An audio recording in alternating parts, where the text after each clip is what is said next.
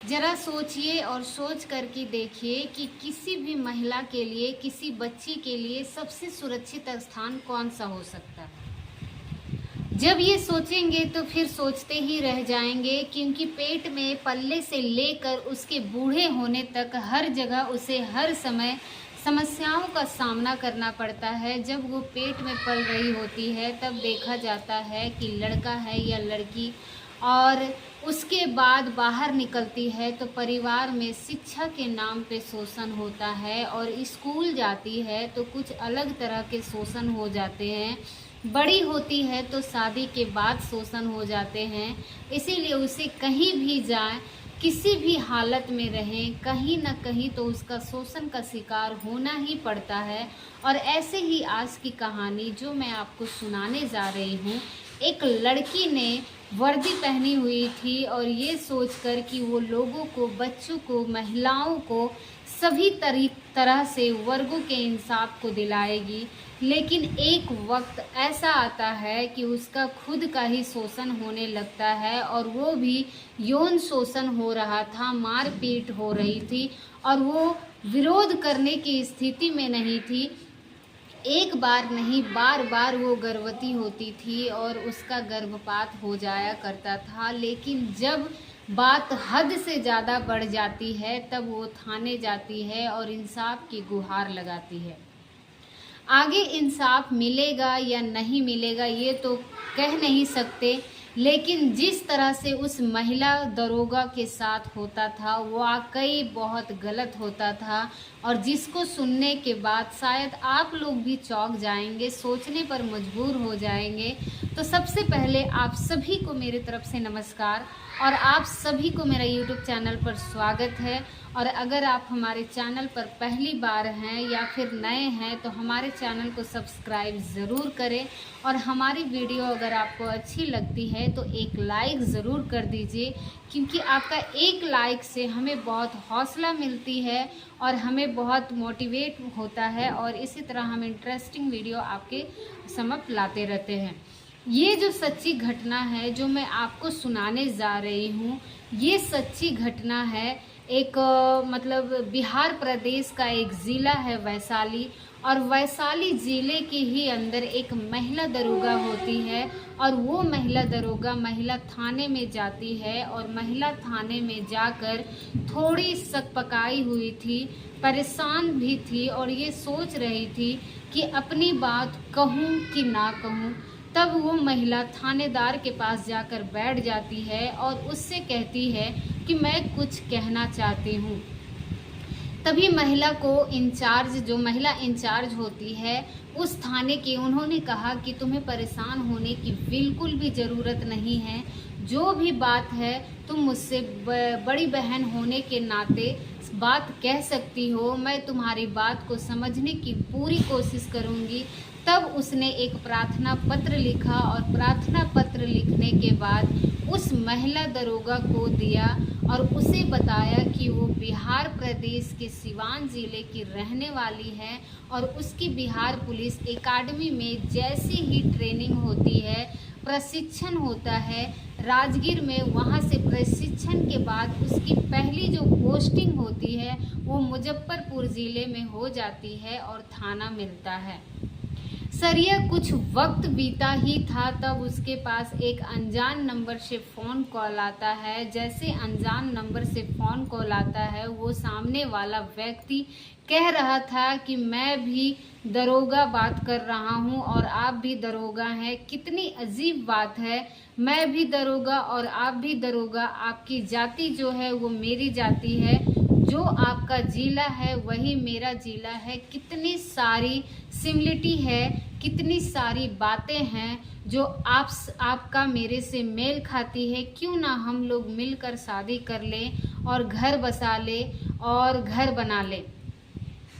जब इस तरह की बातें जो व्यक्ति कर रहा था, जो महिला दरोगा को बड़ा अजीब लगा, उसने कहा कि तुम किस तरह की बातें कर रहे हो, दरअसल मेरी शादी तय हो चुकी है और मैं एक शादी में बंधन में बंधने वाली हूँ, और अब तो आपने फ़ोन कर दिया है, लेकिन आगे से फ़ोन करने की हिम्मत मत करना।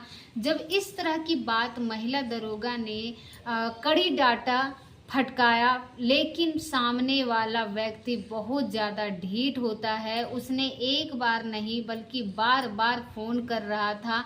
आखिरकार महिला दरोगा ने कहा कि मैं शादी नहीं कर सकती, मेरी शादी तय हो चुकी है और तुम मुझे परेशान मत करो। जैसे ही उस व्यक्ति को ये पता चलता है कि महिला दरोगा की फलना जगह शादी हो चुकी है, तो उसने उस जगह जो शादी है तुड़वाने की पूरी जी जोड़ तरीक़ा से कोशिश की और आखिरकार वह उस मकसद में कामयाब हो जाती है। और यानी वो शादी रहती है वो टूट जाती है। और शादी जब टूट जाती है तो महिला दरोगा जो है उसके पास मैसेज पहुंच जाता है। अब महिला दरोगा कहीं ना कहीं इतनी मजबूर हो जाती है कि विवश हो जाती है कि उस दरोगा की हाँ में हाँ मिला ही देती है। अब ये पुरुष जो दरोगा रहता है वो महिला दरोगा आपस में बातचीत करना शुरू कर देते हैं। और बातचीत का सिलसिला जब आगे आगे बढ़ने लगता है तब मौका पाते ही उससे जब भी मौका लगता था चुपचाप आके मुलाकात कर लिया करता था। मुलाकात हो जाया करती थी तो मुलाकात के बाद जैसे बहुत नज़दीकियां पड़ने लगती थी, क्योंकि उसने वादा किया था शादी करने का और शादी करने की बात पर वो तैयार भी हो जाती है, क्योंकि उसे अपनी ज़िंदगी बनानी थी, घर बसाना था और मौका मिलता है तो दोनों के शारीरिक संबंध बनने लगते हैं। और जब शारीरिक संबंध बनने लगते हैं तो एक दूसरे के साथ वो रहने लगते हैं। दरअसल वो अगर हम बात करें कि महिला दरोगा की, तो वो रहने वाली थी सिवान की और वो भी व्यक्ति जो था वो भी सिवान का ही रहने वाला होता है, जिसका थाना लगता है सोनवर्ष के और जगह लगती है उसकी जीवी नगर, वहाँ पर रहने वाला होता है। दोनों की बातचीत का सिलसिला आगे बढ़ रहा था। मौका मिलते ही वह एक दूसरे के साथ शारीरिक संबंध स्थापित कर लेते हैं और ये पहली बार था कि उसके बाद फिर मौका मिलता है तो उसका मौका मिलता था और उसके थाने में आ जाया करता था। उसी जगह वो रहती थी, वहाँ उसके साथ वो शारीरिक संबंध बनाया करता था। इसी जो पोस्टिंग होती थी वो पराजय में होती थी और वो जो महिला दरोगा होती थी उसकी पोस्टिंग मुजफ्फरपुर के एक अलग थाने में होती थी।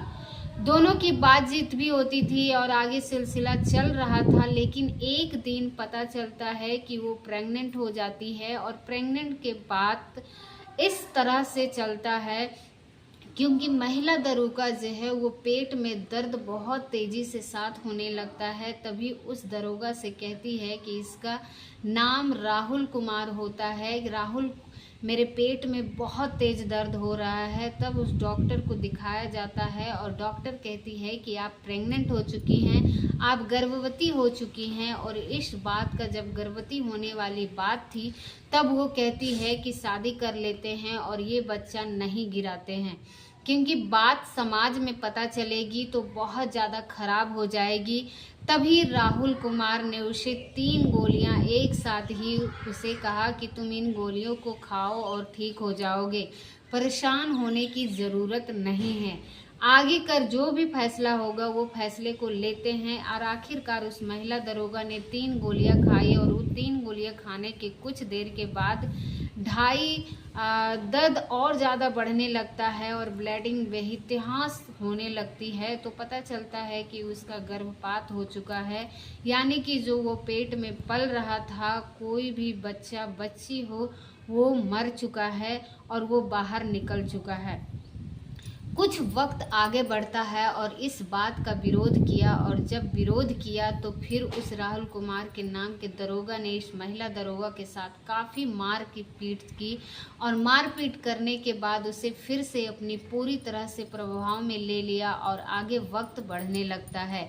यह बात साल 2023 के आसपास की बात है और इसी बीच में या पहले से जो था गर्भवती थी 28 अगस्त 2023 को। उसके बाद फिर दूसरी बार मौका मिलता है। दूसरी बार मौका मिलने के बाद फिर से उसके साथ शारीरिक संबंध स्थापित किए जाने लगते हैं और वो जो महिला दरोगा था इस बात का विरोधी भी नहीं कर पाती थी।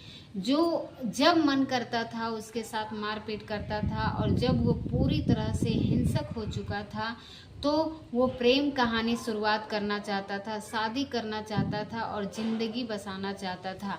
अब उसके साथ वो ऐसा फ्रैंक हो चुका था कि जब चाहे उसके साथ वो गलत काम करता था, जब चाहे उसके साथ वो मारपीट करता था।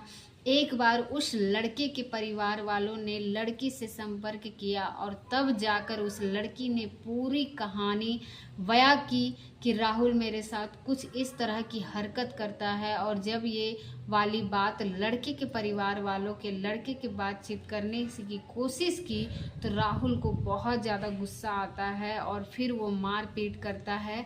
पता चलता है कि वो दूसरी बार भी प्रेग्नेंट थी और दूसरी बार भी उसका मारपीट की वजह से उसका बच्चा गिर जाता है। जब उस हॉस्पिटल में दिखाया जाता है तब पता चलता है कि वो प्रेग्नेंट थी लेकिन गर्भपात हो चुका है।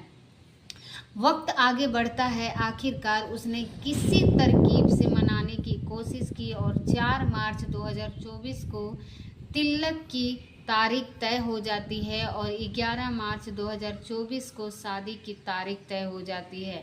बताया जाता है कि जब तिलक होता है तो तिलक उत्साह के कुछ काफ़ी लेन देन भी होता है, लेकिन बारात की बात नहीं मानी होती है, यानी कि बारात आती जाती नहीं है। शादी की जो बात है अब तय जो है वो शादी होती है नहीं है, यानी कि उसको एक झूठ की बुनियाद पर जो रिश्ते की कायम किया गया था वो रिश्ता बनता ही नहीं है। और वो महिला दरोगा इतना परेशान हो जाती है कि आखिरकार करे तो क्या करे। जब भी शादी की बात करती थी तब उसके साथ मारपीट होती थी और अब इन दोनों की पोस्टिंग अलग अलग जगह पर हो जाती है और महिला दरोगा पहुंच जाती है वैशाली ज़िले में और जो पुरुष दरोगा होता है वो पहुंच जाती है सिवाहर ज़िले के अंदर और वहां से वो दोनों एक दूसरे से थोड़ा अलग हो जाते हैं। इसी बीच में जो शादी की बातचीत करती थी वो शादी को लेकर दरोगा तैयार नहीं होता था और मारपीट पर वो उतारू हो जाया करता था।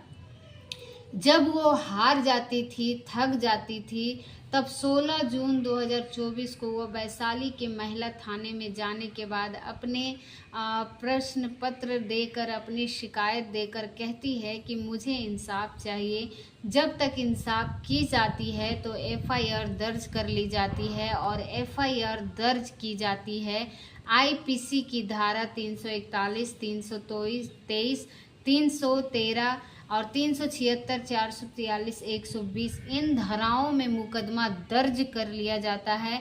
पुलिस इस मामले की जांच पड़ताल शुरू कर देती है और ये जून महीने में एफआईआर दर्ज होती है और जुलाई, अगस्त, सितंबर जब आता है तो बताया जाता है कि 13 या 14 सितंबर के आसपास की बात है। वैशाली की महिला थाने की पुलिस ने इस दरोगा के जिले जो फिलहाल शिवहर ज़िले में इनकी पोस्टिंग होती थी लेकिन पटना में था, इसकी फ़ोन लोकेशन वगैरह जो पाई जाती थी उसी के आधार पर इसको गिरफ्तार किया जाता है। और गिरफ्तार करने के बाद क्योंकि जांच में बताया गया था कि ये प्रथम दृश्य है, दोषी है, पाया जाता है। फिलहाल पुलिस मामले की जांच पड़ताल में जुटी है और इस आरोपी के खिलाफ कड़ी से कड़ी कार्रवाई करने की बात की जा रही है। इस व्यक्ति को गिरफ्तार किया जाता है और जेल भेजा जाता है। जैसे ही खबर सोशल मीडिया पर अखबारों में प्रकाशित होती है तो पता चलता है कि एक महिला जिसने वर्दी सिर्फ इसलिए पहनी थी क्योंकि लड़कियों की, पुरुषों की जो पीड़ित होते हैं उनकी वो मदद करेगी, हेल्प करेगी, लेकिन पता चलता है कि वो खुद ही कई महीनों से शोषण का शिकार हो रही है। जिस व्यक्ति ने वर्दी पहनी थी दूसरे की मदद के लिए वो रक्षक नहीं बल्कि भक्षक बन चुका था और उससे एक बार नहीं बल्कि बार बार उस महिला दरोगा का गर्भपात कराने पर मजबूर कर दिया और खुद को उसने कभी एक बार गोली देता था, दूसरी बार लात मार के उसके पेट में चोट पहुंचा देता था, जिसकी वजह से महिला गर्भपात हो जाती थी। और फिलहाल पुलिस ने उस व्यक्ति को गिरफ्तार कर लिया है और प्रकरण की चार्जशीट है उस कम से कम समय में लगाने के बाद इस कोर्ट में दाखिल किया जाता है और अब कोर्ट से ये तय करेगा कि इस व्यक्ति को कितनी सज़ा मिलनी चाहिए। वाकई कोर्ट को जल्द से ही जल्द इस मामले में फैसला कर लेकर ताकि समाज में, ताकि पुलिस में अन्य लोगों को ये मैसेज जा सके, क्योंकि बुरे काम का बुरा नतीजा अगर कोई किसी के साथ गलत काम करता है तो उसे किसी भी कीमत पर छोड़ा नहीं जाएगा। कुछ इस तरह से संदेश देना समाज को बेहद ज़रूरी है और ख़ासकर जो महिलाएं, चाहे वो पुलिस में हैं या किसी और वर्किंग पैलेस में हैं, उसकी जिम्मेवारी बनती है कि पहली बार में वो अगर खुलकर विरोध करे तो इस तरह की एफआईआर की नौबत आएगी ही नहीं, क्योंकि वो पहली बार में थोड़ा सा थिसलातर वाला और मासूम वाला अपना रूप अपना लेते हैं और सामने वाले व्यक्ति की गलती को बड़ी से बड़ी या छोटी से छोटी गलती को नज़रअंदाज कर देती है।